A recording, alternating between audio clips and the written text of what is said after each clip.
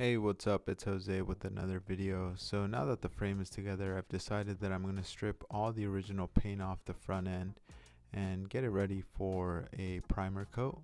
I got a few options to try out, but I will say that the first tool that I used was probably the best tool that I got. And there were a few other applications that didn't quite work with this, but the Aventi quick strip disc was probably the best. This gator thing, I tried it out, not the greatest. You'll see here, and all it really did was take the clear coat off the paint. Other than that, it just wasn't doing it for me, so this was a no-go. And then you'll see that there were probably some other tools that were best suited for very specific applications. Like these little wire wheels were great for some of the tight corners where it was hard to get that Aventi quick strip disc. So yeah, just kind of a quick video. I wanted to show you kind of what I went through when stripping the paint. This Diablo thing for sure sucked. Do not buy it. 100% do not buy it. Would not recommend it. It's probably also not the application for this. Probably better ways to go about this, but yeah, I did not want to waste my time after the first few passes. You just saw that it came off the disc. It just sucked. It was not great. So yeah, I tried a few options just to see what might work, what might not, and yeah, overall had probably a good 2-3 days of just messing around with the paint, trying to strip it, trying to get it down to the bare metal.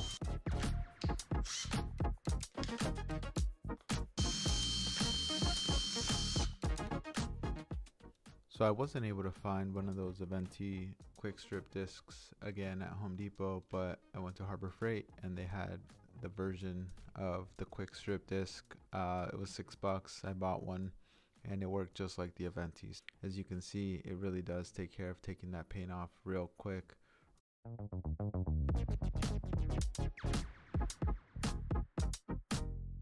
Next, I decided to cut off the gas tank and coil bracket piece off of the original gusset there, so it would be a little bit more flush. I don't plan on running the original gas tank, and so now I'm just trying to get it all smoothed out, and I'll probably do a little Bondo / body filler to clean it up.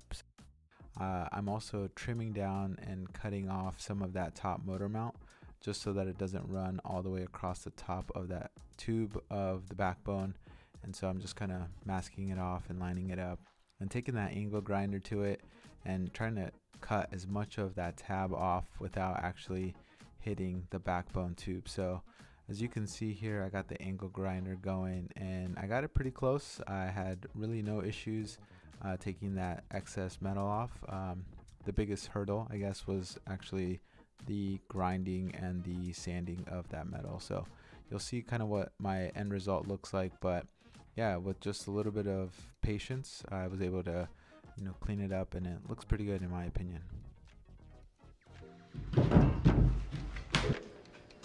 Yo, that looks sick. Still got a little cleaning up to do. I'm gonna figure out what I'm gonna do next. Probably gonna maybe try to clean this up a little bit, just slightly with the flap wheel, but I think that looks way better than with the bracket going all the way over to this area.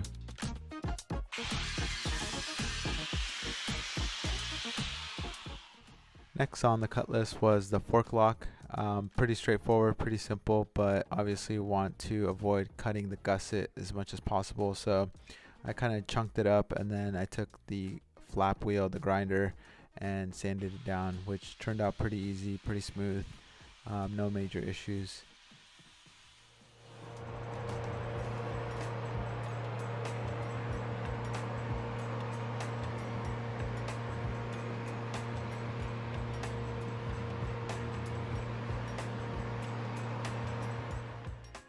Alright, and the last thing on my cut list for this video was that bottom triple tree section where the lock connects. So this is pretty straightforward, pretty simple. I just kind of masked it off with a straight line as best as I could.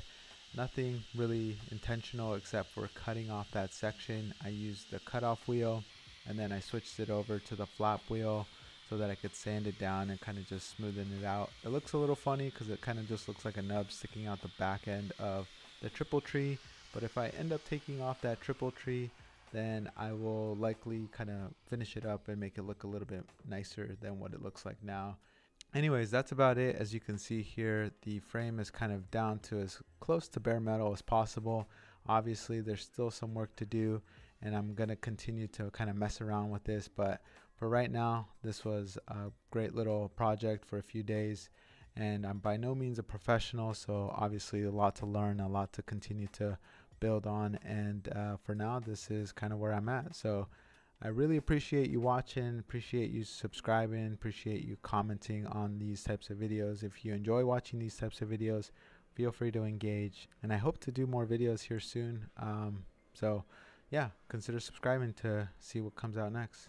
All right, I'll catch you on the next one. Thanks. Bye.